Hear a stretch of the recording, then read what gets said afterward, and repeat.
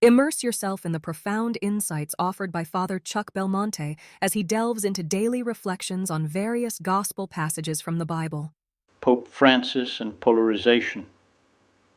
In 1973, there was a contrast among the Jesuits between a group that prioritized action based on academic and intellectual reflection and another that focused on popular religiosity and proposed a faith close to the people, especially the poor. Bergoglio attempted to reconcile these groups by combining the best aspects of each.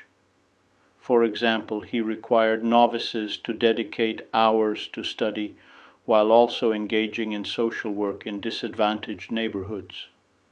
However, this strategy did not resolve the tensions, and when new superiors were appointed in Rome in 1986, they began to dismantle the measures implemented during his tenure. In his first book on metaphysics, Guardini proposed a third way to overcome the Hegelian dialectic of thesis, antithesis, synthesis. The goal was to ensure that differences do not hinder progress in coexistence and dialogue. Guardini explains that while there are irreconcilable oppositions such as good and evil or beauty and ugliness, other oppositions do not necessarily lead to separation.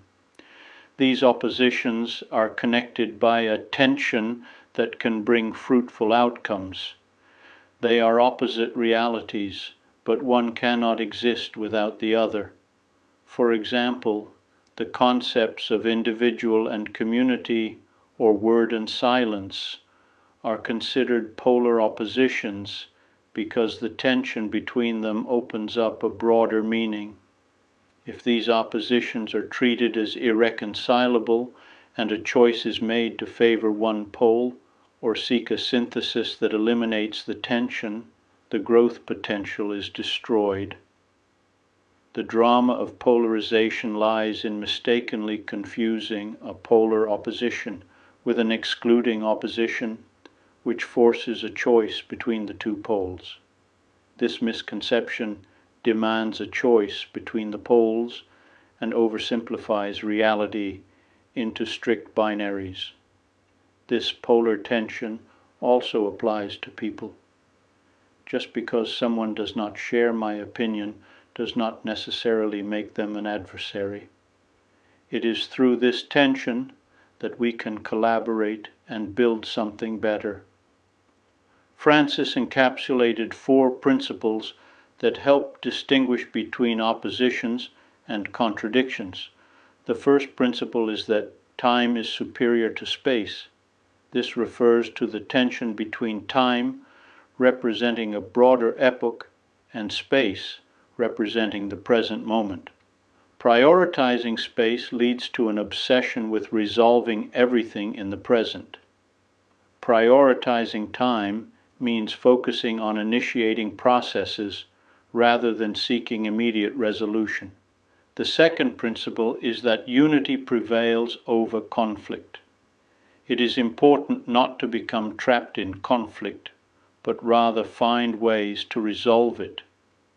This does not mean promoting syncretism or absorbing one faction into another, but rather preserving the valuable strengths that arise from conflicting polarities. The third principle is that reality is more important than the idea, emphasizing the importance of avoiding the separation of ideas from reality. Reality is always much more complex than any idea. This principle addresses the problem of ideologies. The fourth principle is that the whole is superior to the part. It cautions against absolutizing what is secondary and encourages attention to the bigger picture, to avoid getting caught up in trivial matters. It emphasizes the need to stay grounded and practical. A conflict cannot be resolved by ignoring it, as it will eventually escalate. Nor can it be resolved by allowing one party to prevail, as it suppresses plurality. Most importantly, we cannot overcome conflict alone. Either all factions involved must transcend it, or it will remain latent. According to the theory of polar oppositions, tensions should not be ignored because they can lead to fruitful outcomes. With excerpts from Javier Martinez Brocal,